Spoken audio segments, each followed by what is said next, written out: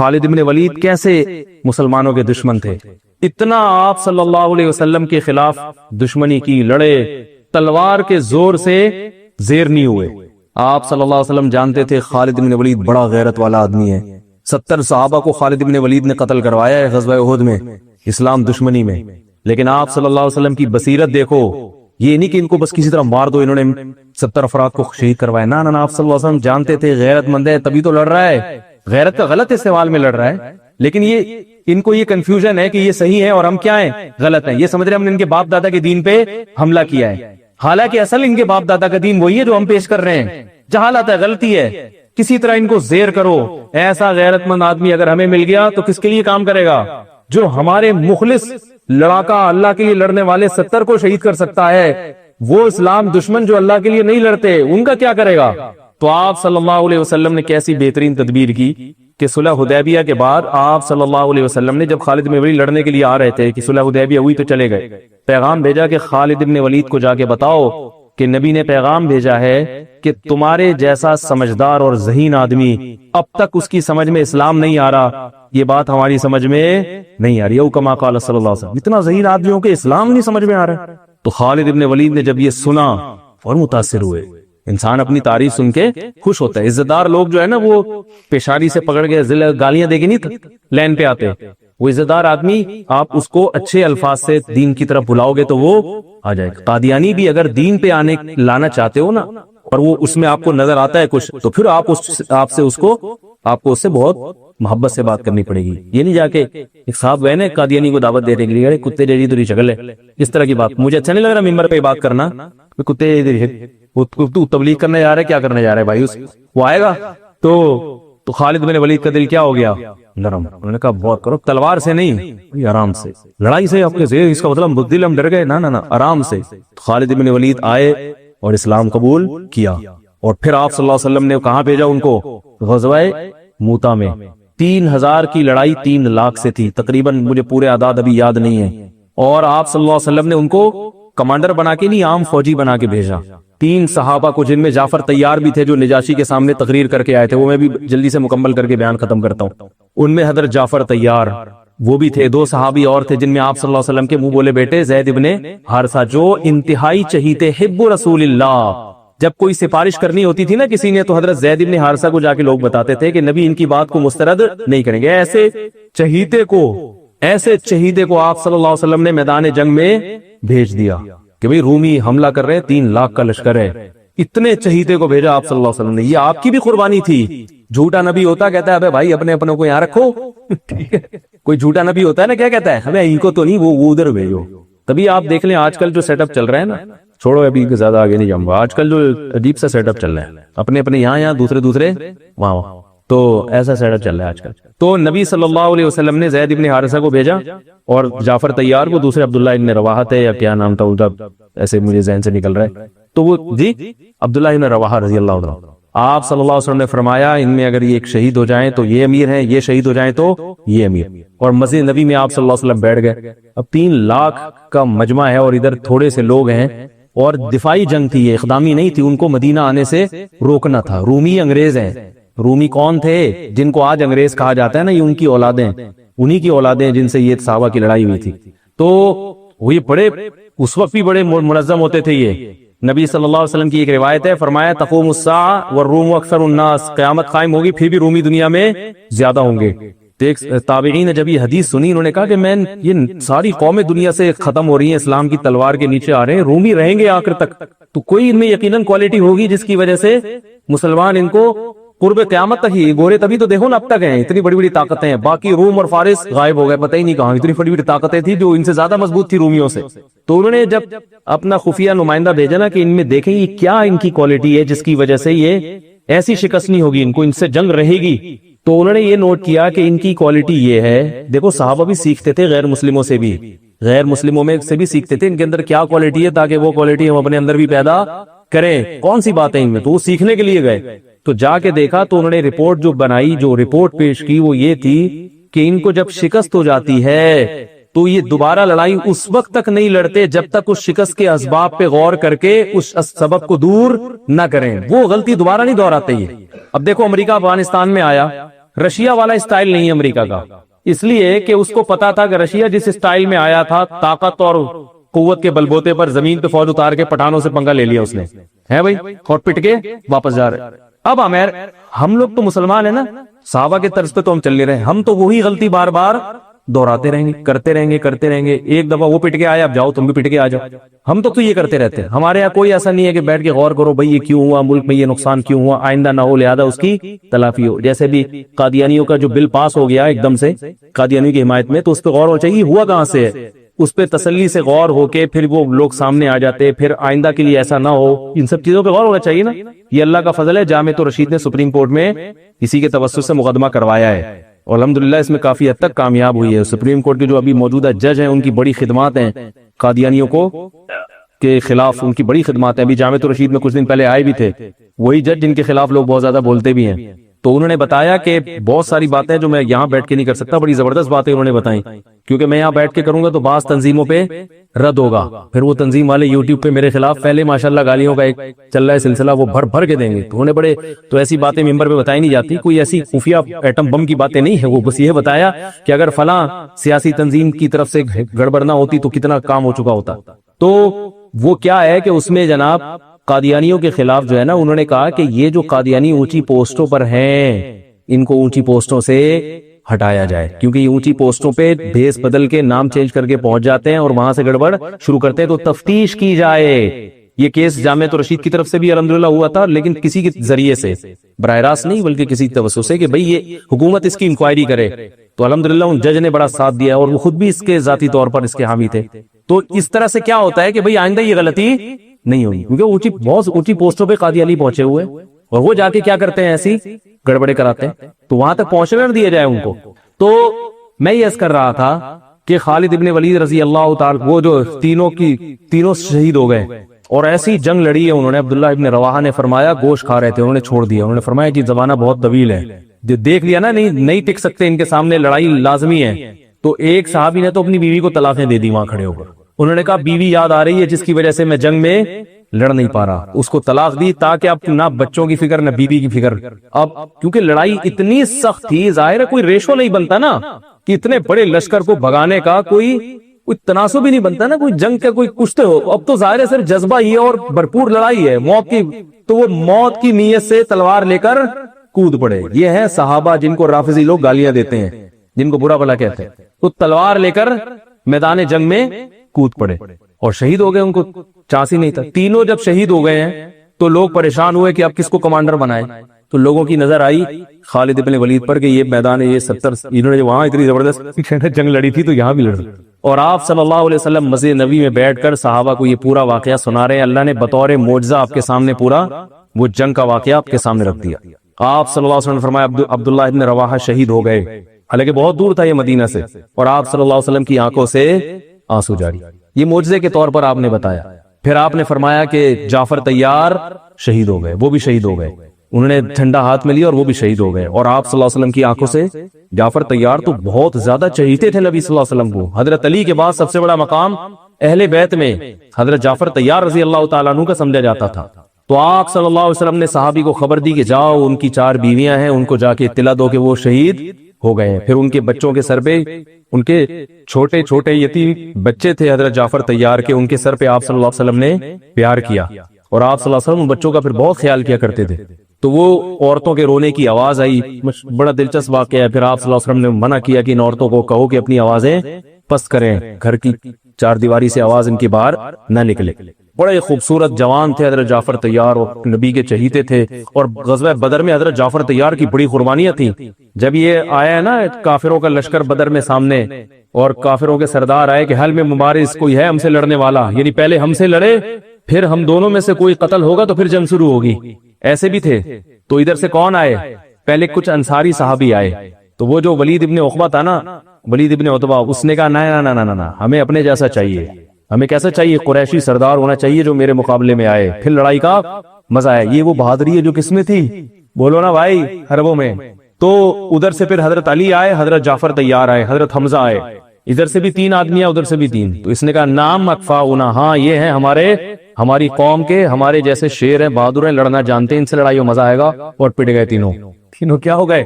تو ادھر سے حضرت جعفر طیار جب آئے نا تو یہ تو بہادری کی بات ہے نا بھائی. ادھر 313 ادھر 1000 اور لڑائی ایسے شروع ہو رہی ہے کہ دونوں جننے سے جب تک ایک زندہ ہے لڑائی شروع نہیں ہوگی. اور اس میں کتنا 50% چانس ہے نا اپنے شہید ہونے کا. اور سامنے سے بھی پتا ہے کہ بہادر ترین آدمی آیا ہے. کمزور ہو تو آدمی کہتا ہے میں جاؤں یار میں بسم اللہ کروں, بلکہ اس میں بھی نہیں جائے گا, وہ کیا یار پٹ پٹا ہی نہ جاؤں میں.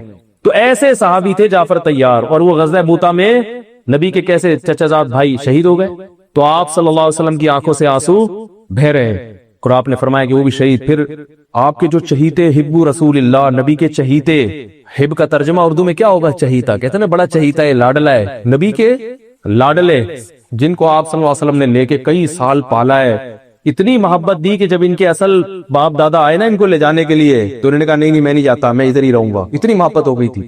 اطلاع آئی کہ وہ بھی شہید ہو گئے. تو اب آپ صلی اللہ علیہ وسلم نے فرمایا قد اخذ الرایۃ سیف من سیوف اللہ, اللہ کی تلواروں میں سے ایک تلوار نے جھنڈا ہاتھ میں لے لیا. اس میں اشارہ تھا کہ اب یہ تلوار ٹوٹے گی نہیں, کیونکہ یہ کس کی تلوار ہے, اللہ کی. اسی وجہ سے کہا جاتا ہے کہ خالد ابن ولید, حضرت خالد ابن ولید خود بتاتے ہیں کہ میں گھمسان کی جنگوں میں لڑا ہوں شہادت حاصل کرنے کے لیے, مگر کس پر میری موت واقع ہو رہی ہے, بستر پہ رو رہے تھے. فرمایا کوئی ایسی جگہ میں نے چھوڑی نہیں ہے جہاں مجھے شہادت نظر آئی ہو اور میں گھسا نہ ہوں اس میں لڑتے ہوئے, مگر موت کہاں آ رہی ہے, بستر پہ. علماء نے اس کی وجہ بیان کی ہے کہ جس کو اللہ کے نبی نے اللہ کی تلوار کہہ دیا ہو تو یہ اشارہ ہے کہ اس کو شہادت نہیں مل سکتی, کیونکہ شہادت کا مطلب کافروں کے ہاتھوں قتل, اور کافر نے اللہ کی تلوار کو توڑ دیا تو یہ نبی کی بات کیا ہو جاتی, غلط. تو حضرت جعفر طیار حضرت خالد ابن ولید فرماتے ہیں کہ ہم نے صبح سے لے کے رات تک لڑائیاں لڑتے رہے ہیں, صبح سے لے کے. اس لیے کہتا ہوں اللہ کے بندوں کچھ ایکسرسائز کیا کرو, خدا کے بندوں. صحابہ کتنا اسٹیمنا چاہیے, میں یہ نہیں کہہ رہا تلواریں چلانے کے لیے ایکسرسائز کریں, پھٹنے کے لیے کریں, اس کے لیے آرمی ہے, فوج ہے, جہاد کرنا ہے, جنگ لڑنی ہے, کس کو جوائن کرو, آرمی کو جوائن کرو, ملک کی حفاظت کرو. اپنے ہی لوگوں پہ جا کے پھٹ جانا یہ جہاد بولو نا بھائی نہیں ہے. لیکن یہ تو پتا چلتا ہے نا کہ جب ملک کو ضرورت ہوئی, جب دین کو ضرورت ہوئی لڑنے کے لیے, مذہب کو ضرورت ہوئی لڑنے کے لیے, تو لڑنے کے لیے کچھ گدے پہ بیٹھ کے لڑائی سیکھو گے کیا؟ اور صحابہ کا اسٹیمنا کتنا تھا. صبح حضرت خالد بن الولید تلوار کتنی بھاری ہوتی, کب آپ اٹھا کے دیکھیں وہ جو تلواریں تھی وہ یہ تسائیوں کی چھریاں نہیں ہوتی تھی, اتنی بھاری بھرکم تلواریں. فرماتے ہیں صبح فجر سے لے کے رات مغرب تک ہم تلواریں چلاتے رہے اور میرے ہاتھ میں 9 تلواریں ٹوٹی ہیں, 9 تلواریں. اتنے لاکھ مجمع کے ساتھ لڑنا, اور کہتے ہیں میں اتنا قتل کیا ہے بندہ میں نے کہ ان کا اتنا زور تھا, مدینہ ہاتھ سے چلا جاتا صحابہ کے, مدینہ ہاتھ سے چلا, مدینہ کا دفاع تھا. یہ کہہ رہے اتنی تلوار چلی ہے کہ پھر وہ حضرت خالد میں جوش میں نا اشعار میں وہ پڑھا کرتے تھے. اور خواتین سے بھی کہتا ہوں کہ رشتوں کے لیے یہ جو سنگر ٹائپ کے لوگ ہوتے ہیں نا, گلوکار, ان کو پسند نہ کیا کرو. آج کل خواتین کے ہیرو کون ہیں جو فلموں میں ٹھمکے لگا رہے ہیں, ناچ رہے ہیں, گا رہے ہیں, 10-10 20-20 لڑکیوں سے دوستیاں لگائی ہوئی, ان کو کہتے ہیں یہ ہیرو, کاش میری اس سے شادی ہو جائے. جو ایک انڈین فلموں اور انگریزی فلموں کے ہیرو ہوتے ہیں. دینداروں سے محبت کرنا کرو, اور اپنے بیٹیوں کی جو شادیاں ہیں کس سے کیا کرو, دینداروں سے, جو معاشرے کے خلاف لڑنا جانتے ہیں. لڑنے سے یہ نہیں کہ بندوقیں چلانا, رسم و رواج میں ان کے خلاف چلنا, ان پہ کانفیڈنس ہے, ان کا ایک سوچ ہے, ایک تھنکنگ ہے. گلوکار سنگر بیچارے کی کیا سوچ ہوتی ہے, وہ تو ناچتا ہے, ٹھمکے لگاتا ہے, 10 لڑکیاں ادھر 10 لڑکیاں ادھر مر رہی ہیں, اور شہوت پرستی میں اور اپنی خواہشات کی غلامی میں ساری زندگی گزر جاتی ہے. ان میں کانفیڈنس نہیں ہوتا, ان میں قوت مزاحمت نہیں ہوتی ان لوگوں میں. ان کی خواہشات, اگر اس طبقے کو اگر کچھ خواہشات ان کی چھین لی جائے تو یہ تو ویسے خودکشی کر کے مر جائیں. تبھی آپ دیکھیں زیادہ تر اداکار, زیادہ تر تو نہیں لیکن اداکاروں میں خودکشی کا ریشو زیادہ ملے گا, کیونکہ یہ لائف کو انجوائے کرنے کے عادی ہو جاتے ہیں, قربانیوں کے عادی نہیں ہوتے. ذرا سی لائف کی انجوائمنٹ میں کوئی کمی ہوئی تو اٹھا کر کے مار دیا اپنے آپ. جوانی میں خودکشی کر لیتے ہیں, ڈپریشن کے مریض بن جاتے ہیں. یہ تو آپ کو یوٹیوب پہ ایک صاحب مجھے کہنے لگے یہ اداکار لوگ اتنے پریشان ہوتے ہیں تو یہ اتنے کھلکھلے ہوئے یوٹیوب پہ کیوں آ رہے ہوتے ہیں. او بھائی یوٹیوب پہ تو دانت دکھانے کے پیسے ملتے ہیں ان کو. جب کسی فنکشن میں بلایا جاتا ہے اداکاروں کو تو ان کو تو باقاعدہ مسکرا کے بات کرنا اور فیس ایکسپریشن سے ایسا ظاہر کرنا, بہت خوش ہیں, ہاں ہاں کر کے ملنا, یہ مصنوعی ہے, بہت مشکل ہے یار.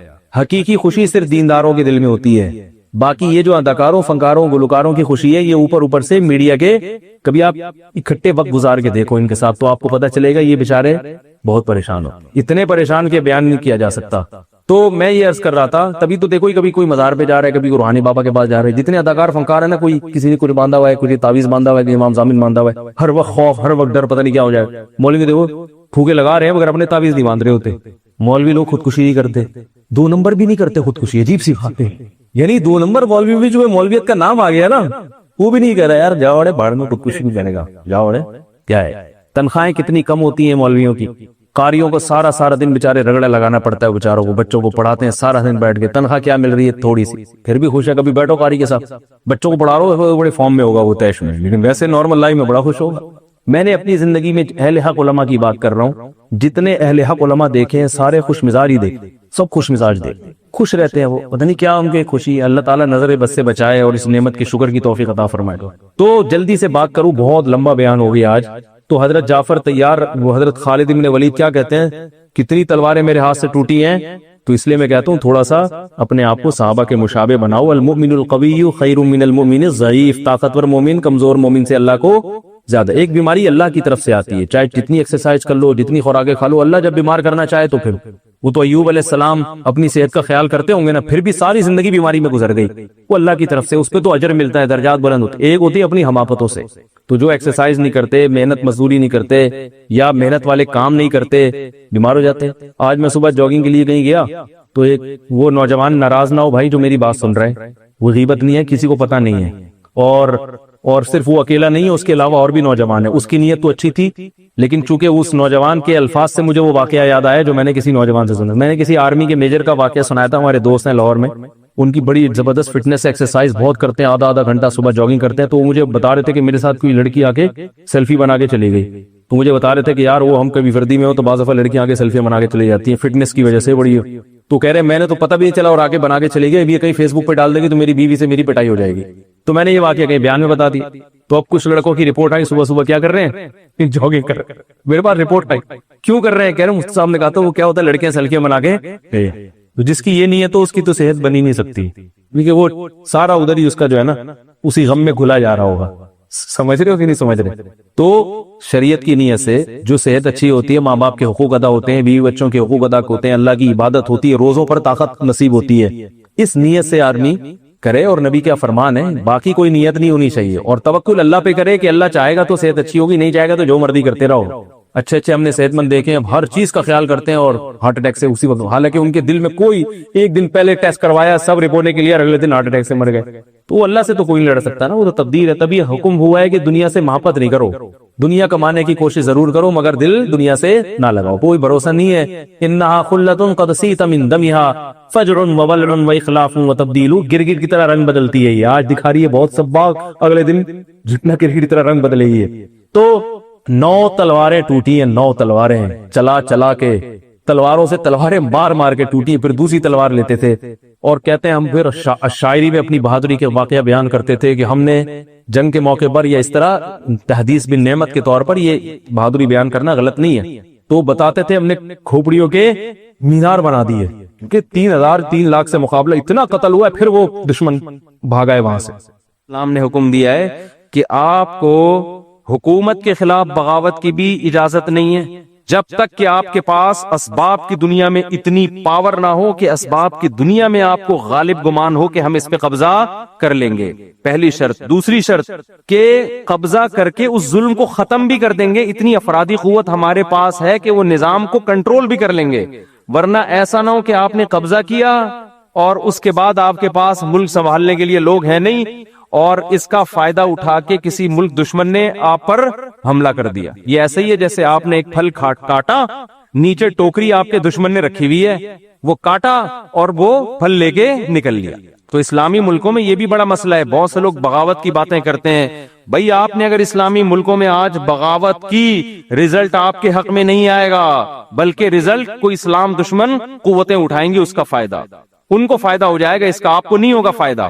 تو یہ تمام گراؤنڈ ریئلٹی کو شریعت نے سامنے رکھنے کا حکم دیا ہے. یہ بار بار میں اس لیے وضاحت کر رہا ہوں کہ غزوہ بدر کے واقعے میں لوگ کہتے ہیں یار وہ بھی تو صرف 313 تھے اور ان کے پاس تو اسلحہ بھی نہیں تھا، جب وہ 1000 پہ غالب آ سکتے تو ہم کیوں نہیں آ سکتے؟ تو وہ نبی نے کا ارادہ لڑائی کا نہیں تھا، نبی کا ارادہ کیا تھا؟ اس تجارتی قافلے پہ حملہ کرنے کا، لیکن اللہ نے خود قرآن میں کہا کہ ہم کچھ اور چاہتے تھے.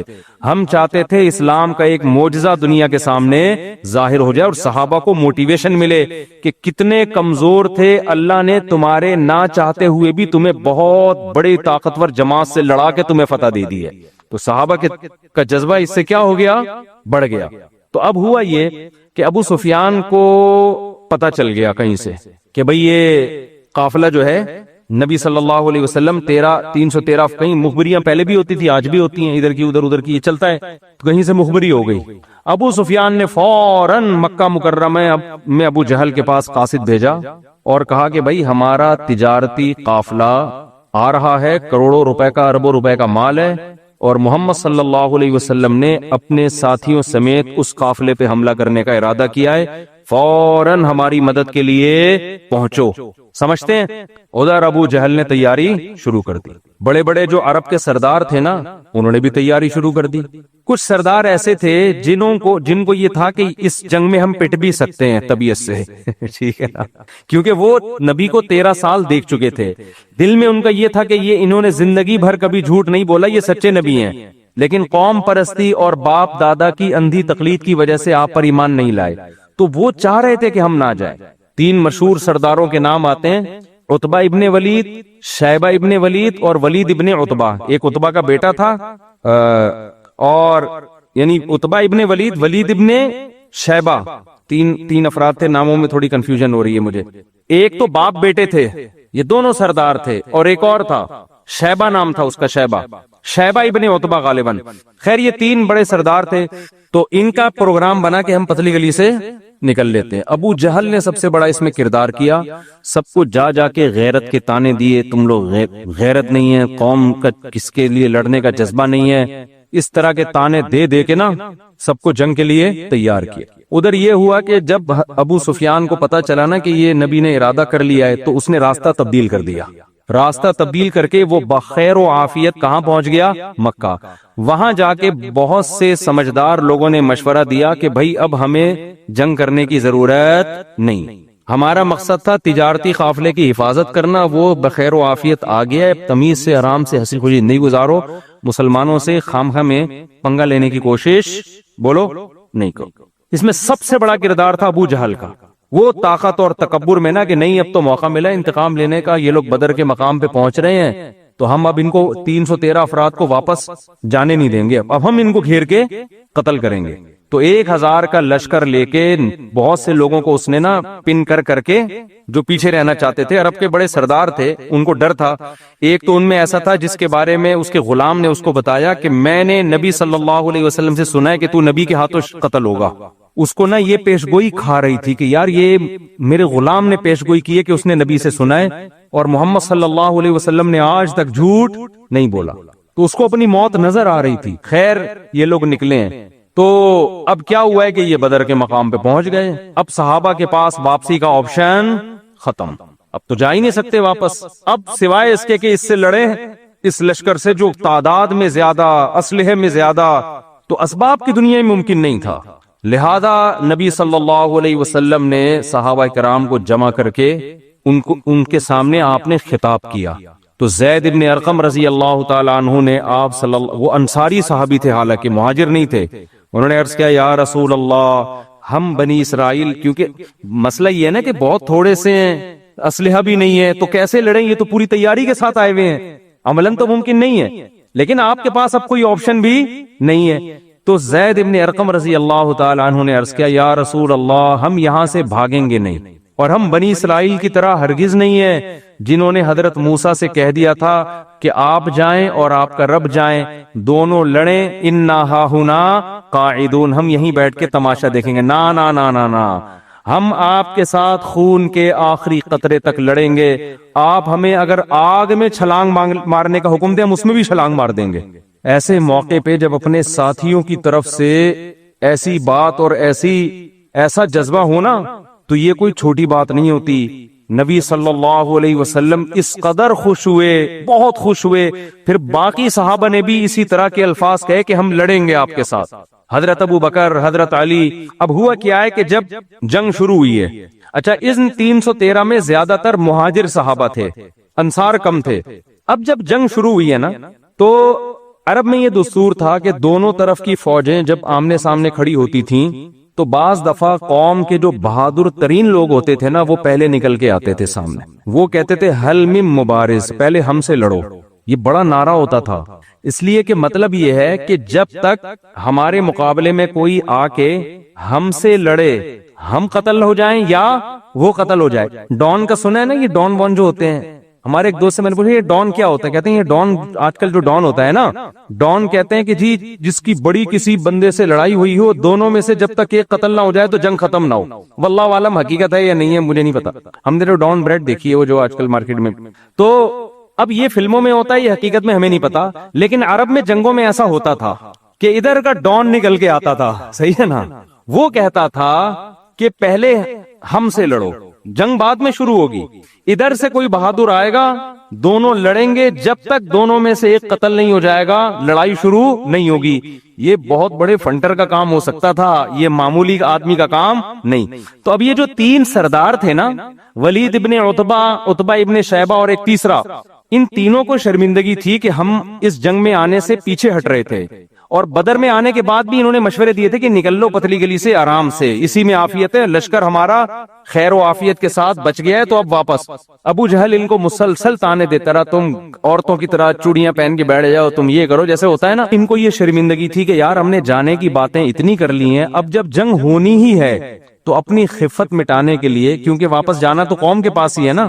پھر عرب میں عورتیں بڑے بزدلی کے تانے دیا کرتی تھی کہ یہ ایسے ہیں، یہ جنگ میں ایسی باتیں کر رہے تھے۔ اچھا یہ لوگ اپنے ساتھ باندیاں بھی لائے تھے ناچنے کے لیے، عورتیں بھی لائے تھے، وہ دھمال شمال نہیں ہوتے، تو پورے دھمال ومال، موسیقی، میوزک، یہ سب کچھ، کیونکہ ان کو تو تھا کہ ہم 1000 ہیں، ہم تو فتح ہی ہوگی ہماری۔ اب کیا ہوا ہے کہ یہ تینوں نکل کے آ گئے سامنے، اور انہوں نے نعرہ لگایا اپنی شرمندگی بچانے کے لیے نا، شرمندگی سے بچنے کے لیے انہوں نے، تاکہ ہمیں یہ تلافی ہو جائے اور لوگ ہمیں بزدل نہ سمجھیں، تو میدان میں نکل کے ان تینوں نے کہا حل من مبارز، کوئی ہے ہمارے مقابلے میں پہلے مقابلہ کرنے والا۔ ادھر سے 3 انصاری صحابی نکل کے آئے سامنے، 3 انصاری صحابی۔ اب آپ ان کی بہادری دیکھو، تھے عرب نا، اور تھے قریشی ہاشمی نبی کی قوم کے۔ انہوں نے کہا نا نا نا نا نا، اب جب لڑائی ہوگی تو ہمیں ہمارے جیسے لوگ چاہیے، سمجھ رہے ہیں نا، ان سے لڑنے میں مزہ نہیں آئے گا۔ اس سے پتا چلتا ہے کہ اللہ نے اپنے نبی کو جو لوگ دیے نا، وہ قوم بڑی غیرت والی تھی، بہادر تھی۔ نبی صلی اللہ علیہ وسلم نے ان کی غیرت کا رخ چینج کر دیا ہے۔ اگر یہی بنی اسرائیل ہوتے، یہودی ہوتے نا، تینوں کبھی سامنے نکل کے نہ آتے، اور نکل کے آتے تو ان کی تمنا ہوتی کوئی پدے پدے سے ہمارے سامنے آ جائیں جن کو شکست دے کے ہم کیا کر لیں، اپنا نام روشن کر لیں۔ تو عرب کی دشمنی بھی، اچھا مدینہ میں کیا تھے؟ منافق، یہودی، وہ سارے یہودی تھے۔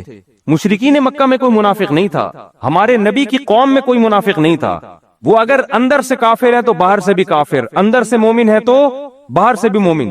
یہود میں کیا گڑبڑ ہو رہی تھی؟ باہر سے کچھ اور، لا الہ ہؤلاء ولا الہ ہؤلاء۔ قرآن کہہ رہے ہیں مفاد وہاں نظر آئے تو ادھر لڑک گئے، ادھر نظر آئے تو ادھر لڑک گئے۔ اس کو کہتے ہیں 2 نمبر آدمی۔ تو یہ تینوں نکل کے آئے، انہوں نے کہا کہ بھئی 3 بندے آ جائیں وہاں سے، تو وہ جب آئے تو انہوں نے کہا نا نا نا، یہ ہمارے اکفا نہیں ہے، ہمارے کفو نہیں ہے۔ تو پھر رسول اللہ صلی اللہ علیہ وسلم نے حضرت ابو عبیدہ، یہ بھی قریشی ہاشمی، حضرت جعفر طیار رضی اللہ تعالی عنہ، یہ بھی قریشی ہاشمی، اور آپ نے حضرت علی رضی اللہ تعالی عنہ، حضرت علی بھی نبی کے چچا زاد، اور حضرت جعفر طیار بھی نبی کے چچا زاد، اور حضرت ابو عبیدہ بھی نبی کے رشتہ دار، چچا زاد تو نہیں لیکن اسی قوم کے۔ تو ان تینوں نے دیکھ کر کہا کہ نام اکفاؤنا، ہاں ہاں یہ ہمارے کیا ہیں، ہمارے جوڑ کے ہیں، ان سے لڑائی میں مزہ آئے گا۔ تو جب لڑائی شروع ہوئی ہے تو حضرت علی اور حضرت حمزہ نے ان 2 کا انا للہ کر دیا، ان 2 کو قتل کر دیا۔ انا للہ تو نہیں کہنا چاہیے کافروں کے لیے، ان 2 کو جان سے مار دیا۔ لڑائی ہوئی، وہ یہ دونوں غالب آ گئے، لیکن حضرت ابو عبیدہ بن جراح رضی اللہ تعالیٰ عنہ کا جس سے مقابلہ ہوا تو اس نے حضرت ابو عبیدہ بن جراح کی ٹانگ پہ اتنی زور سے تلوار ماری کہ وہ ٹانگ آپ کی شہید ہو گئی، کٹ گئی، اور آپ کو میدان جنگ سے لایا گیا، لیکن پھر ان دونوں صحابی نے حملہ کر کے اس کو بھی قتل کر دیا۔ تو بعد میں حضرت ابو عبیدہ رضی اللہ عنہ زخم کی تاب نہ لا سکے اور آپ کی شہادت ہو گئی۔ تو ادھر سے ایک، ادھر سے تینوں۔ اس کے بعد ایک لڑائی شروع ہوئی ہے، تو لڑائی میں اتنی زبردست پھر قرآن نے تسلیاں دیں، انہی آیتوں میں اللہ نے بیان کیا اذ یریکہم اللہ فی منامک قلیلا، اللہ نے صحابہ کا رعب ان کے دلوں پہ بٹھا دیا اور ان کو جماعت کم کر کے دکھائی کہ یہ تھوڑے لوگ ہیں، اور ان کو یہ دکھایا کہ یہ بہت زیادہ لوگ ہیں۔ پھر اللہ نے آسمان سے فرشتے نازل کیے مدد کے لیے، تو بڑی زبردست جنگ شروع ہوئی۔ تو ایک مشہور صحابی ہیں، ان کا نام ذہن سے نکل گیا، اس جنگ میں ان کا بھی بڑا کردار ہے۔ دو صحابی تھے، حضرت معوذ اور معاذ، یہ دونوں بچے تھے۔ اچھا، اس جنگ میں کچھ بچے صحابہ کو واپس بھی کیا ہے، کچھ صحابہ ایسے تھے جو نو عمر تھے، آپ صلی اللہ علیہ وسلم نے ان کو جنگ سے واپس کیا۔ حضرت معوذ اور معاذ چھپتے پھر رہے تھے کہ نبی کی ہم پہ نظر نہ پڑ جائے، کیونکہ ہم پہ اگر نظر پڑی تو ہمیں بھی کیا کر دیا جائے گا، باہر، تو یہ چھپتے پھر رہے تھے۔ تو ایک مشہور صحابی، اس وقت نام ذہن سے نکل گیا، وہ کہتے ہیں کہ میں نے اپنے دائیں بائیں غزوہ بدر میں دیکھا کہ معوذ اور معاذ جیسے بچے کھڑے ہوئے ہیں، تو میرے دل میں خوف پیدا ہوا کہ میرے ساتھ کوئی بہادر اور بڑے میچور لوگ ہوتے۔ جنگ میں ایسا ہوتا ہے نا، جب آپ لڑ رہے ہیں تو آپ چاہتے ہیں یار میرے ساتھ کون ہو، کوئی سپورٹر اچھا ہو نا۔ کہتے میں نے دیکھا کہ یہ دونوں کیا ہیں، بچے، تو میرے دل میں خوف پیدا ہوا۔ کہہ رہے لیکن ان بچوں کا جذبہ یہ تھا کہ ان دونوں نے مجھ سے پوچھا کہ ابو جہل کدھر ہے، صحیح ہے نا؟ انہوں نے مجھ سے کیا پوچھا، جیسے ہمارے دور کے بچے ہوتے ہیں مجھ سے انکل ابو جہل کہاں ہے، ہمارے دور میں کوئی ہوتا ہے نا انکل کہتے ہیں نا بڑوں، ابو جہل کہاں ہے؟ کہتے میں نے کہا بھائی یہ تو بڑے بہادر بچے ہیں، معوذ، اور آپ نے نظموں میں نام سنا ہوگا نا حضرت معوذ اور معاذ کا۔ تو انہوں نے کہا ہم ابو جہل کہاں ہیں، ہم نے سنا ہے وہ اسلام کا سب سے بڑا دشمن ہے۔ تو پھر یہ لوگوں سے پوچھتے پوچھتے ابو جہل کے پاس پہنچے، لڑائی ہوئی اور بالآخر ابو جہل کو انہوں نے گرا دیا لڑائی۔ ابو جہل زخمی حالت میں، یہ نہیں قتل نہیں کر سکے اس کو یہ، اور ان کا بھی بازو کٹ گیا، غالباً معوذ یا حضرت معاذ رضی اللہ تعالیٰ عنہ کا بازو کٹ گیا۔ تو نبی صلی اللہ علیہ وسلم کا معجزہ ظاہر ہوا، آپ نے وہ بازو لگایا اور وہ بازو جڑ گیا۔ یہ جو ابو جہل تھا نا، جب یہ جنگ میں زخمی ہو کے نیچے گرائے تو حضرت عبداللہ ابن مسعود رضی اللہ تعالیٰ عنہ، یہ بہت دبلے پتلے صحابی تھے، ان کی پنڈلیاں اتنی باریک تھیں کہ یہ شلوار ٹخنوں سے اوپر اٹھاتے، اس سے زیادہ نہیں اٹھاتے تھے۔ وجہ اس کی یہ تھی، کہتے مجھے شرم آتی تھی اپنی پنڈلیاں دکھاتے ہوئے، اتنی باریک پنڈلیاں تھیں۔ تو یہ تھے بھی غریب مسکین، یہ اصحاب صفہ میں سے تھے جن کے بارے میں آتا ہے نا غربت کی وجہ سے پورے کپڑے نہیں ہوتے تھے پہننے کے لیے، تو یہ بڑے مسکین صحابی تھے۔ انہوں نے جب دیکھا کہ ابو جہل جو ہے یہ پڑا ہوا ہے، زخمی تڑپ رہا ہے، تو یہ اس کے سینے پہ جا کے بیٹھ گئے اس کی گردن کاٹنے کے لیے۔ تو وہ ابو جہل ان سے کیا کہتا ہے کہ اے ابن مسعود، آج تو بہت اونچی جگہ پہ بیٹھا ہے، یعنی مرتے ہوئے بھی کم بخت کس قدر تکبر، کہ آج تو ایک سردار کے سینے پہ بیٹھا ہے بہت اونچی جگہ پہ۔ اور پھر کہنے لگا کہ میری گردن کاٹنا تو ذرا نیچے سے کاٹنا، تاکہ پتا چلے کسی سردار کی گردن ہے، جب کٹے گی نا تو گردن دیکھ کے پتا چلے کسی عرب سردار کی گردن ہے۔ حضرت عبداللہ بن مسعود نے اس کی گردن کاٹی اور رسول اللہ صلی اللہ علیہ وسلم کی خدمت میں لے جا کے رکھ دی۔ آپ صلی اللہ علیہ وسلم سجدے میں گر گئے اور آپ نے فرمایا اللہ نے اس امت کے فرعون کو قتل کر دیا۔ اتنا خوش ہوئے آپ صلی اللہ علیہ وسلم، کیونکہ اس نے بہت فساد مچایا تھا۔ 13 سال مکہ میں نبی صلی اللہ علیہ وسلم کو تکلیف دینے کا کوئی موقع اس نے اپنے ہاتھ سے چھوڑا نہیں۔ تو بالآخر لڑائی ہوئی ہے اور ان کے 70 بندے قتل ہو گئے اور 70 گرفتار ہو گئے۔ گرفتار میں بھی بڑے بڑے حضرت عباس جو نبی کے چچا تھے وہ بھی مشرکین مکہ کے ساتھ جنگ میں تھے۔ دیکھو چچا بھتیجوں کی لڑائی ہو رہی ہے، کزنوں کی لڑائی ہو رہی ہے۔ اس سے پتہ چلتا ہے اسلام قوم پرستی کے حق میں بالکل بھی نہیں ہے۔ اگر ہمارے نبی نے عربوں کی خاطر یہ جنگ کی ہوتی، عربیت کو دنیا میں پھیلانے کے لیے، عربوں کی حکومت کو قائم کرنے کے لیے، عرب کو دنیا کا بڑا بنانے کے لیے، تو آپ کی تلوار سب سے پہلے عرب کے خلاف نہ اٹھتی۔ آپ کی تلوار سب سے پہلے عربوں کے خلاف، پھر عربوں میں بھی قریشیوں کے خلاف جو عربوں میں سب سے افضل، پھر قریشیوں میں بھی ہاشمی کے خلاف جو آپ کی قوم کے لوگ تھے، آپ کے چچا زاد، آپ کے چچا، آپ کے رشتہ دار۔ اور آج ہماری جنگ ہوتی کس کے نام پہ ہے؟ قوم پرستی کے نام پہ۔ آپ پنجابی ہو، آپ پٹھان ہو، آپ مہاجر ہو، آپ سرائکی ہو، اللہ کی قسم قیامت میں اللہ کو ان ناموں سے کوئی دلچسپی نہیں ہے۔ ہمارے ایک دوست تھے، میں نے ان سے کہا آپ کی قوم میں ایک بری رسم ہے، یہ چھوڑ دو. وہ عالم بھی تھے، میرے شاگرد تھے. میں نے کہا یار جا کے اپنی قوم کو سمجھاؤ یہ اس رسم سے. اور بھائی فن فن والے بیٹھے ہوئے خیریت سے تو یہ ٹھیک ہے. تو میں نے ان سے کہا کہ ہمارے بچے نا دیکھ رہے ہوتے ہیں یہ بیٹھ کے، جب موقع ملتا ہے فن فن لے کے بیٹھ جاتے ہیں بچے. تو ان کو میں نے ویڈیو بنا کے دیکھی بھیجی فن فن والوں کو. میں نے کہا یار یہ دیکھو ہمارے بچے کیا کر رہے. تو مجھے خوشی اس پر ہوتی ہے، چلو وہ بےہودہ پرینک نہیں دیکھ رہے نا. اس زمانے میں نا بچہ اگر آپ کا سگریٹ پی رہا ہے شکر ادا کرو کہ چرس نہیں پی رہا. یہ ایسا زمانہ ہے، صحیح بتا دوں میں. لوگ اس پہ کہہ رہے ہو تو ہمارا بچہ سگریٹ پی رہا ہے، چرس نہیں پی رہا، اس پہ شکر ادا کرو. ارطغرل ڈرامہ دیکھ رہا ہے اس پہ، تو یہ نہیں کہ ڈرامہ دیکھ رہا ہے، یہ دیکھو کہ کوئی فلم نہیں دیکھ رہا. تو یہ دور ایسا فتنے کا دور ہے، تو ہم اس پہ خوش ہوتے ہیں چلو یار کوئی ایسی چیز دیکھ رہے ہیں. خیر کیا عرض کر رہا تھا میں؟ ابے کیا بات چل رہی تھی اتنا قومیت کی، میں جلدی سے وہ بتا دوں نا. میں نے ان سے کہا کہ دیکھو تمہاری قوم میں یہ رسم ہے، آپ عالم ہو، آپ ان کو جا کے سمجھاؤ. انہوں نے کہا استاد جی ہماری قوم میں یہ ہے، ہم کیا کریں، یہ تو ہمارا قومی ہے، تو باپ دادا سے چلی آ رہی ہے، یہ ہم نہیں چھوڑ سکتے. میں نے کہا ٹھیک ہے، پھر قیامت کے دن جب اللہ تعالی تم سے پوچھے کہ میں نے قرآن میں حکم تو یہ دیا تھا، تم اس کے خلاف کیوں چلے، تو کہہ دینا اللہ میں چونکہ مہاجر تھا تو اس لیے اس میں ہمارے ہاں ایسا نہیں تھا. یا اللہ میں پٹھان تھا تو پٹھانوں میں ایسا نہیں ہوتا. یا اللہ میں پنجابی تھا تو چونکہ پنجابیوں میں ایسا نہیں ہوتا. تو اللہ اگر کہہ دے ہو اچھا چلو پنجابیوں کے لیے یہ آیت نہیں نازل ہوئی تھی، پٹھانوں کے لیے نہیں ہوئی تھی، یہ مہاجروں کے لیے سرائکیوں کے لیے نہیں ہوئی تھی، یہ آیتیں تو بس ویسے ہی میں نے نازل کر دی تھی، اس سے یہ والی قوم خارج تھی. تو اگر اللہ آپ کی اس دلیل سے مطمئن ہو جائے تو بہت زبردست بات ہے یار، یہ تو بڑی خوشی ہوگی پھر ہمیں. اور اگر اللہ ان نعروں سے متاثر نہیں ہوتا تو میں نے کہا بھائی اپنی قوم کو رکھو ایک طرف.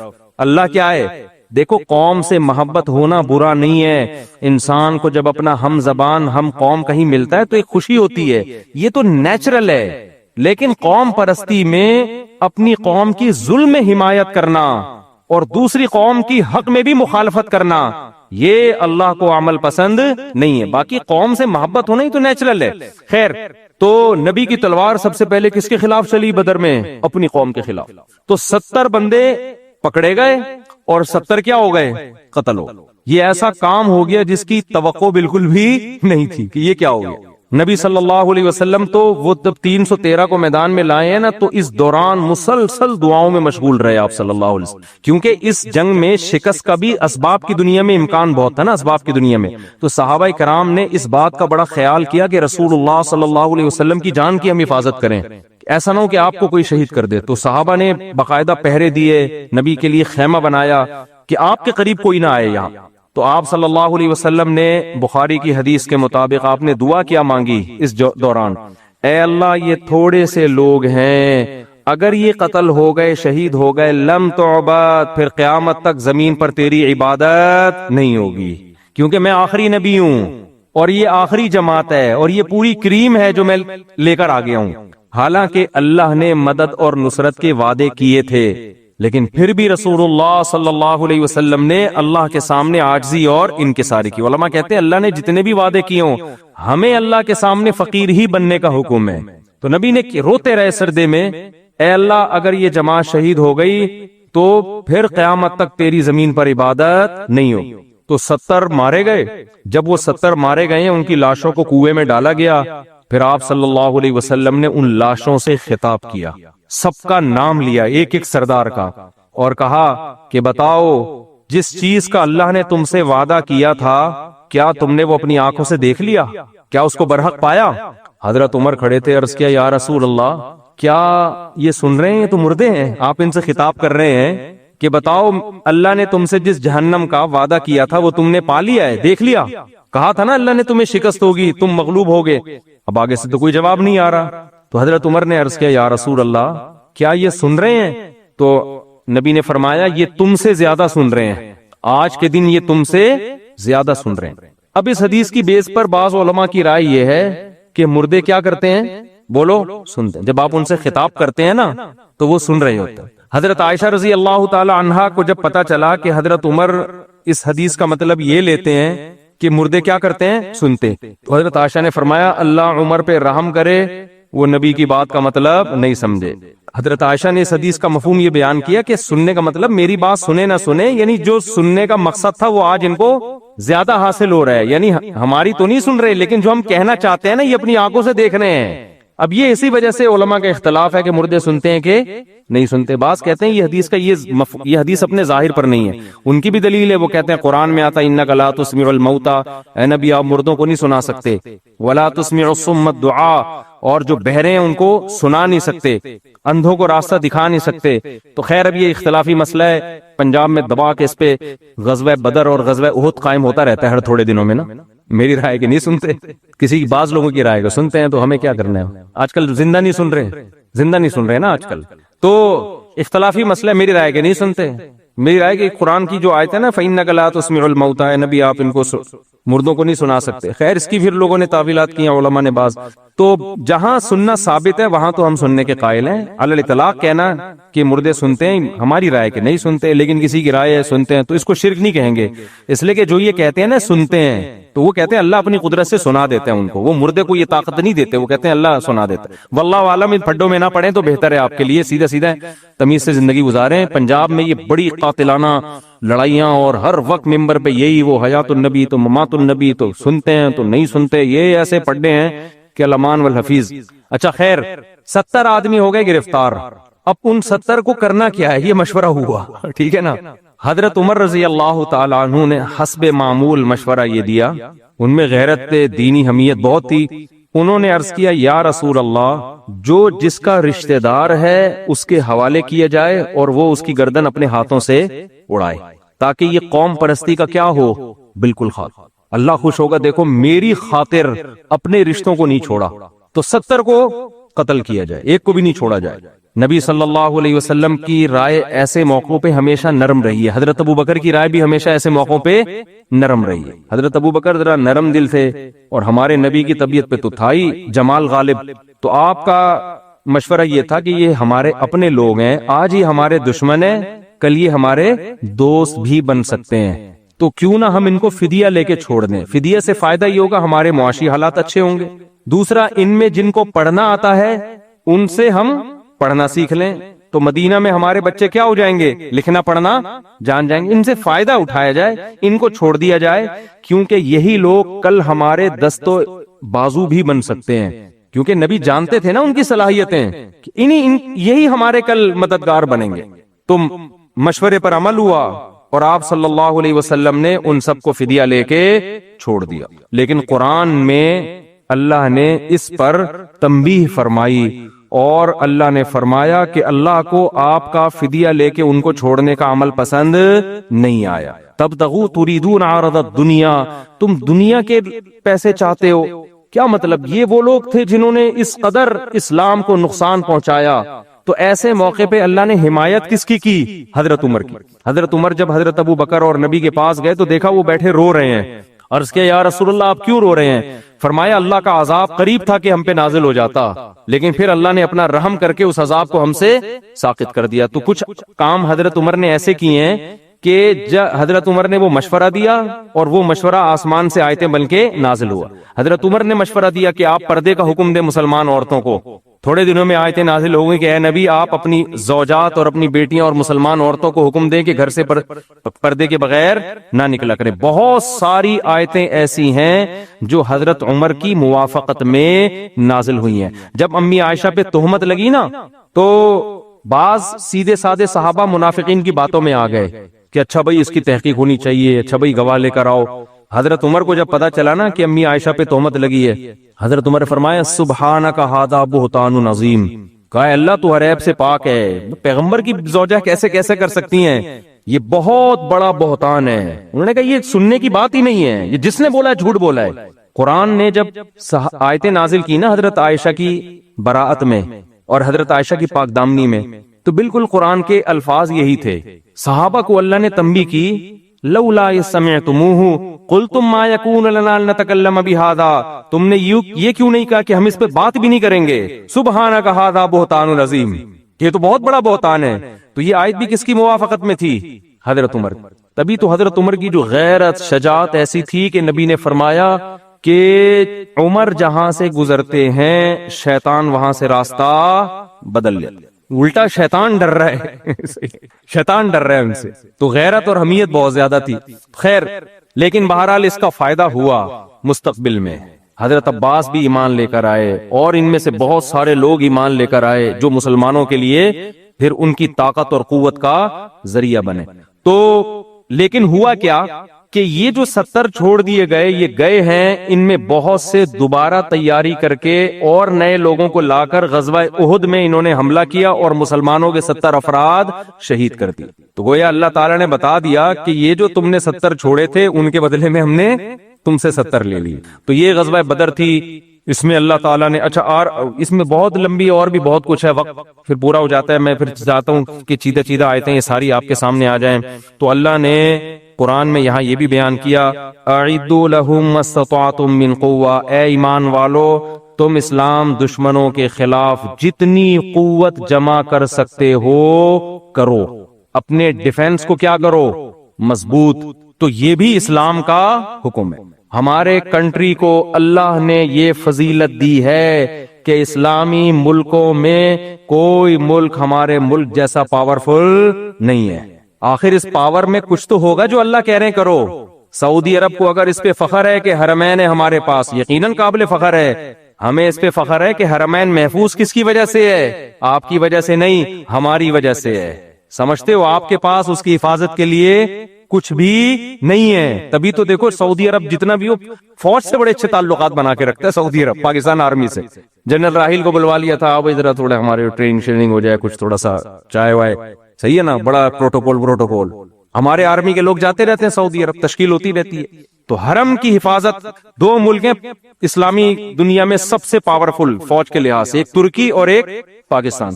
ترکی آرمی کی یعنی فوج کے لحاظ سے اور اسلحے کے لحاظ سے پاورفل ہے، لیکن ڈیفنس کے لحاظ سے پاورفل پاکستان زیادہ ہے ایٹم بم کی وجہ سے. بم ایسی چیز ہے نا، یہ ہٹو بچوں ہو گئی ہمارے پاس. جو اللہ نے ہمیں ایٹم بم دے دیا یہ ایسی چیز ہے جیسے کوئی آپ کے پاس چھری نکال کے آپ کی جیب سے آپ سے پیسے چھیننے کی کوشش کرے اور آپ جیب سے بم نکال لو. آپ جیب سے کیا نکال لو؟ بم. وہ لڑے گا آپ سے، کہے گا بھائی جو کچھ میرے پاس ہے وہ بھی تو لے. تو اب کوئی بھی ہمارے ملک پہ حملے کی بات کرتا ہے، کوئی بھی جتنا مرضی ڈراتا ہے، کچھ بھی کرے، ہم بولیں بھائی بم ہے. کیا ہے ہمارے پاس؟ کیا ہے؟ بم. تو جس نے بھی پاکستان کو ایٹمی طاقت بنانے میں بڑا کردار ادا کیا ہے نا، اس کا ہم سب پر بہت بڑا احسان. تو اللہ کیا فرماتے ہیں، اعدوا لهم ما استطعتم من قوة، تم جتنی قوت اکٹھی کر سکتے ہو دشمن کے خلاف اپنی ڈیفنس میں وہ طاقت جمع کرو. ومن رباط الخیل، آگے اللہ نے بتا دیا ایسا نہ ہو کوئی صوفی اٹھے اور کہے یہاں قوت سے روحانی قوت مراد ہے. قوت سے کیا مراد ہے؟ روحانی، یعنی نیک اعمال کرو، تہجد پڑھو، نیکیاں کرو، چلے 4 مہینے صحبت میں بیٹھو اہل اللہ کی نظر کی. یہ تو سب کرنا ہی ہے، اس کا میں خدا نخواستہ مذاق نہیں اڑا رہا، یہ تو کرنا ہی کرنا ہے. لیکن یہ ہو سکتا ہے جیسے منکرین حدیث نے کیا کہا کہ نماز جو ہے نا، نماز سے مراد ہے 5 ٹائم میٹنگ، اور وضو سے مراد ہے اپنے آپ کو گندگیوں سے پاک کر کے مسجد میں آنا. یعنی یہ والا وضوئی مارکیٹ سے کیا کر دیا انہوں نے؟ شارٹ. تو اس لیے اللہ تعالیٰ کو یہ معلوم تھا کہ کچھ اٹھیں گے فلاسفر اور وہ یہ کہیں گے قرآن جو کہہ رہا ہے نا اعدوا لهم ما استطعتم من قوة، دشمن کے خلاف قوت اکٹھی کرو، تو وہ قوت سے یہاں کون سی قوت مراد لے لیں گے؟ روحانی قوت. پھر عاملوں کے ٹوپی ڈرامے بھی شروع ہو جائیں گے. ہم نے اتنے عملیات کر لیے کہ پاکستان کا بارڈر کیا ہو گیا ہے؟ محفوظ. 3 مسٹنڈے اس بارڈر پہ بٹھا دیے، 6 مسٹنڈے اس بارڈر پہ انہوں نے جنات کے ذریعے کنٹرول کیا ہوا ہے. ٹھیک ہے. تو اس لیے اللہ نے فرمایا ہے کہ یہاں قوت سے مراد کیا ہے؟ من رباط الخیل، گھوڑے باندھ کے رکھو. اس زمانے کا سب سے بڑا ہتھیار کیا تھا؟ گھوڑا. اور حدیث میں اس آیت کی تفسیر ہے، آپ نے فرمایا الا ان القوۃ الرمی، الا ان القوۃ الرمی، الا ان القوۃ الرمی. خبردار سنو، اللہ نے جو کہا نا قوت اکٹھی کرو، اس سے مراد پھینکنے کی طاقت ہے. رمی کہتے ہیں کس کو؟ پھینکنے کو. آپ رمی کرتے ہیں نا وہاں حج پہ جب جاتے ہیں، کیا مطلب؟ آپ نے اپنی پھینکنے کی طاقت کو بڑھانا ہے. ایسے میزائل کہ یہاں بیٹھے بیٹھے فائر کرو، پھینکنے کی قوت بڑھاؤ. اس زمانے میں جب تلوار کی طاقت تھی تو نبی تیر کو تلوار پر ترجیح دے رہے ہیں، اس لیے کہ تلوار میں جتنا دشمن کے قتل ہونے کا خطرہ ہے اتنا ہی آپ کے تیر میں آپ کا خطرہ کم ہے، دشمن کا زیادہ. اس لیے میزائل ٹیکنالوجی کو زیادہ فوکس کرو. امریکہ جب افغانستان میں آیا تو نیچے اترے بغیر ہی پورا ملک فتح کر لیا اس نے. کیوں؟ فضائی طاقت تھی نا. ارے اوپر سے بم برسا کے پورے ملک کو کیا کر لیا, یعنی تباہ کر دیا نا پورے ملک کو. تو اس لیے نبی نے فرمایا الا ان القوۃ الرمی, قوت سے کیا مراد ہے؟ تیر اندازی. تو اس میں گھوڑوں کا استعمال اور حدیث میں تیر کا استعمال کا حکم دیا. اور نبی صلی اللہ علیہ وسلم نے فرمایا ان الخیل معقود فی نواسیھا الخیر الی یوم القیامہ. اللہ نے گھوڑے کی پیشانی میں قیامت تک کے لیے جہاد رکھ دیا ہے. گھوڑے کی پیشانی میں اللہ نے قیامت تک کیا رکھ دیا ہے؟ جہاد. گھوڑے سے جہاد قیامت تک ہوگا. ہم جب یہ حدیث پڑھتے تھے ہم حیران ہوتے تھے, یار آج تو گھوڑے سے جہاد نہیں ہو رہا, آج تو ٹینکوں سے ہو رہا ہے. لیکن آپ کسی بھی ملک کی کسی آرمی کے آفیسر سے جا کے پوچھو, وہ کہے گا آج بھی کوئی آرمی گھوڑے سے مستغنی نہیں ہوتی. دنیا میں بہت ساری جگہیں ایسی ہیں جہاں گھوڑے کے علاوہ کوئی بھی نہیں جا سکتا. پہاڑوں پہ گھوڑا چلتا ہے, ٹینک چل نہیں سکتے. دنیا کی ہر فوج گھڑ سواری سیکھتی ہے اور گھوڑوں پہ لڑائی کرنا سیکھتی ہے آج بھی. تو نبی نے فرمایا قیامت تک گھوڑا جو ہے نا, بہت سے فقہا کے نزدیک حلال ہے, امام حنیفہ کے نزدیک مکروہ تحریمی ہے, اعلی جہاد ہے. وہ کہنے گھوڑے کاٹ کے ختم کر دیے تو لڑو گے کس پہ بیٹھ کے؟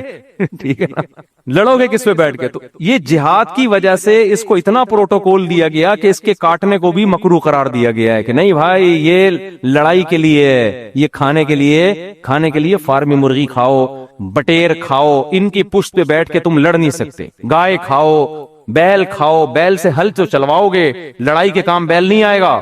لڑائی کے کام کون آتا ہے؟ گھوڑا. تو اس کو عزت دی گئی ہے. تبھی تو متنبی نے کہا اعز مقام فی الدنا سرج الصابحین وخیر جلیس فی الزمان کتاب. یہ شعر پڑھتا ہوں بڑا مزہ آتا ہے. متنبی سے کسی نے پوچھا کہ مرد کے لیے سب سے عزت والا مقام کون سا ہے؟ آج آپ نوجوان سے پوچھیں یار سب سے زیادہ مرد کے لیے عزت کا مقام کون سا ہے, وہ کہے گا جب میں پب جی میں جیت رہا ہوں, پب جی کھیلتے ہوئے کیا کر رہا ہوں؟ جیت رہا ہوں. کوئی اور ٹھرکی ہوگا تو وہ کہے گا جب میری سیٹنگ کامیاب ہو جائے, میں سلام بھیجوں وہاں سے بھی ریپلائی آ جائے, یہ میرے لیے سب سے خوشی اور عزت کی بات ہوگی. دوستوں کو فخر سے بتاتا ہے الحمدللہ سیٹنگ کامیاب. لیکن متنبی کا یہ کانسیپٹ نہیں تھا, کیونکہ آج سے 1000 سال پہلے گزرا نا.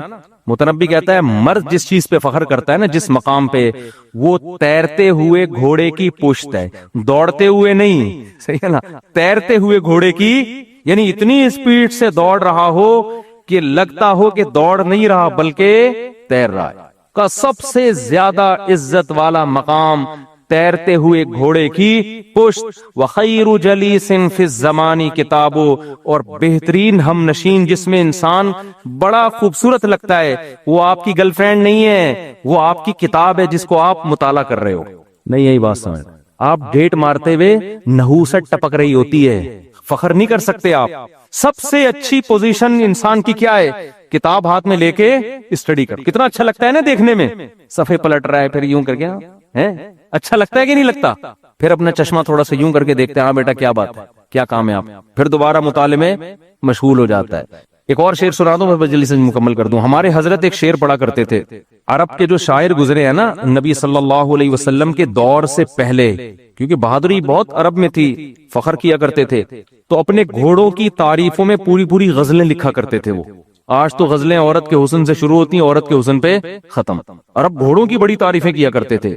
تو ایک غالباً امرؤ القیس شاعر تھا, نبی کے دور سے 40 سال پہلے گزرا. وہ اپنے گھوڑے کی تعریف کیا کرتا ہے, ہمارے حضرت یہ شعر بہت پڑھا کرتے تھے. مکرن مفرن مقبلن مدبرن معن کجلمود صخر حتہ السیل من علی.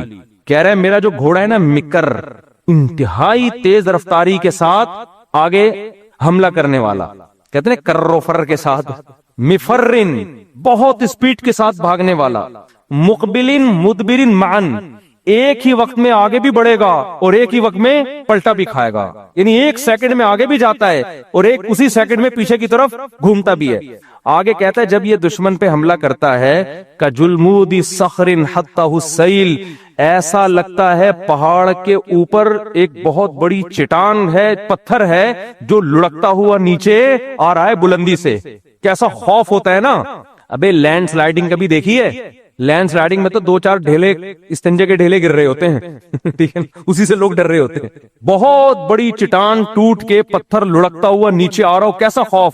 कह रहा है मेरा घोड़ा जब दुश्मन पे हमला करता है, दुश्मन को ये नहीं लगता कि घोड़ा हमला कर रहा है, दुश्मन को ऐसा लगता है कि एक चट्टान का बहुत बड़ा पत्थर है जो लुढ़कता हुआ मेरे सर पे आके गिरेगा।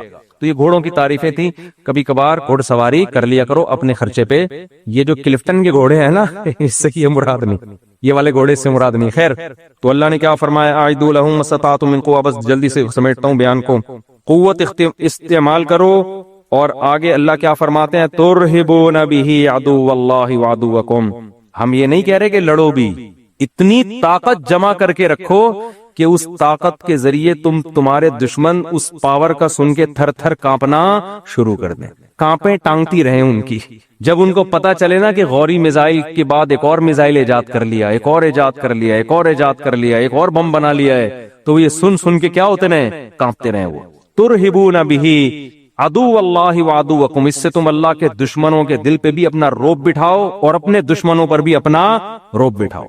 तो रौब बिठाने के लिए मेरे भाई वजीफों से काम नहीं चलता। आगे अल्लाह फरमाते हैं, व आखरीन मिन दूनिहिम। और कुछ दुश्मन ऐसे हैं जो तुम्हें खुद भी मालूम नहीं है, उनकी भी कांपे टांगना शुरू कर देंगे। कुछ तो ऐसे हैं जो तुम्हें पता है, उनको भी डराओ। और कुछ ऐसे हैं जिनका तुम्हें इल्म नहीं है, हमें पता है, वो भी डरेंगे।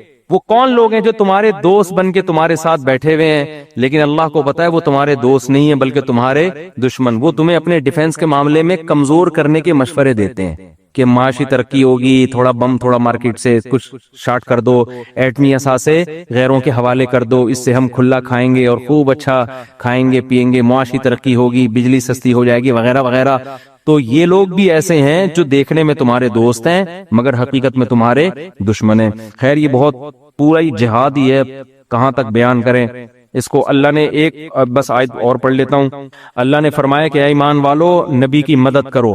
सहाबा को हुक्म दिया ना कि लड़ो, तभी तो सहाबा फिर लड़ते रहे। इतनी लड़ाइयां हुई हैं, इतनी लड़ाइयां हुई हैं, तो और अब तक हो रही हैं, अब तक लड़ रहे हैं। तो अल्लाह ने क्या फरमाया, इल्ला तंसुरूहु, अगर तुम नहीं लड़ोगे, तुम मदद नहीं करोगे, फक़द नसरहुल्लाहु इज़ अख़रजहुल्लज़ीना कफ़रू। तो देखो उस वक्त को याद करो जब मोहम्मद सल्लल्लाहु अलैहि वसल्लम अबू बकर के साथ अकेले निकले थे, उस वक्त भी अल्लाह ने गार में मदद की थी। इज़ हुमा फिल गार, जब वो दोनों गार में थे, सानी इस्नैनी, नबी उन दो में से एक थे। इज़ यक़ूलु लिसाहिबिही, और नबी अपने साथी से कह रहे थे, ला तहज़न, गम मत कर, इन्नल्लाह माना, अल्लाह हमारे साथ है। गार में पनाह ली थी ना, गार में पनाह ली थी। तो अल्लाह ने हजरत अबू बकर का भी बड़ा खूबसूरत तस्करा किया इन आयत। क्या अल्लाह अबू बकर के जरिए अपने नबी की मदद कर चुका है, तो ऐसे लोग पैदा होते रहेंगे। तुम नहीं करोगे, अल्लाह किसी और से मदद ले लेगा। तो इसलिए इसमें हमें यह भी तसल्ली मिलती है कि हमें ज्यादा मायूस नहीं होना चाहिए। हम हुक्मरानों के बारे में सुनते रहते हैं ना, दीन बेच दिया, इस्लाम बेच दिया, कंप्रोमाइज कर लिया। अल्लाह कहता है कोई बात नहीं, एक बिकेगा, अल्लाह दूसरा पैदा कर देगा, सारे गलत नहीं होंगे। आज देख लो कितने लोग गैरों के गुलाम बने हुए हैं, अल्लाह किसी और को खड़ा कर देता है, क्योंकि ये दीन क़यामत तक महफूज रहेगा। तो अल्लाह कहते हैं तुम मदद नहीं करोगे तो अल्लाह तुम्हारा मोहताज नहीं है। अल्लाह ने तो मदद करनी थी, तभी तो अबू बकर के साथ नबी को गार में बचा लिया, तभी तो बचा लिया। और आखिरी इल्मे नुक्ते की बात करके बस दर्स खत्म करता हूं। देखो हजरत मूसा अलैहिस्सलाम और बनी इसराइल जब दरिया के किनारे पहुंचे, पीछे से फिरौन आ रहा है हमला करने के लिए, तो बनी इसराइल ने क्या कहा, ए मूसा मर गए, ए मूसा बोलो मारे गए। आगे दरिया है, पीछे कौन है, फिरौन का लश्कर, तो मारे गए हम तो। हजरत मूसा ने भी इस वक्त क्या दिया अपनी कौम को, तसल्ली क्या दी, इन्ना मइया रब्बी, गम न करो, मेरे साथ मेरा रब है। ये नहीं कहा हमारे साथ हमारा रब है, कहा मेरे साथ कौन है, बोल लो ना क्या हो गया, मेरा रब। बिल्कुल यही सिचुएशन गार में थी। हजरत अबू बकर के साथ नबी सल्लल्लाहु अलैहि वसल्लम और कुरैश का लश्कर, मक्का वालों का लश्कर वहां पहुंच गया, गार के मुंह पे खड़ा हुआ है। यहां भी हजरत अबू बकर परेशान, क्या रसूल अल्लाह ये तो पहुंच गए। अब यहां भी नबी ने क्या तसल्ली दी, इन्नल्लाह माना, गम न करो, अल्लाह हमारे साथ है। यहां नबी अबू बकर को अपने साथ मिला रहे हैं, वहां मूसा अलैहिस्सलाम बनी इसराइल को अपने साथ नहीं मिला रहे कि मेरे साथ मेरा रब है। इस पर बाज लोगों ने हजरत मूसा की तौहीन की है کہ دیکھو حضرت موسیٰ کو اپنی قوم کا خیال نہیں تھا، لیکن ہمارے نبی کا ظرف اتنا بڑا تھا کہ اپنے ساتھی کو بھی آپ نے یاد رکھا. یہ نہیں کہا میرے ساتھ میرا رب ہے، بلکہ ہمارے ساتھ. یہ بالکل جائز نہیں ہے. حضرت مولانا اشرف علی تھانوی رحمہ اللہ نے اس کا جواب دیا ہے. فرمایا موسیٰ علیہ السلام نے یہ جو کہا کہ میرے ساتھ میرا رب ہے، وجہ اس کی یہ تھی کہ موسیٰ کو جو ساتھی ملے وہ ابو بکر جیسے نہیں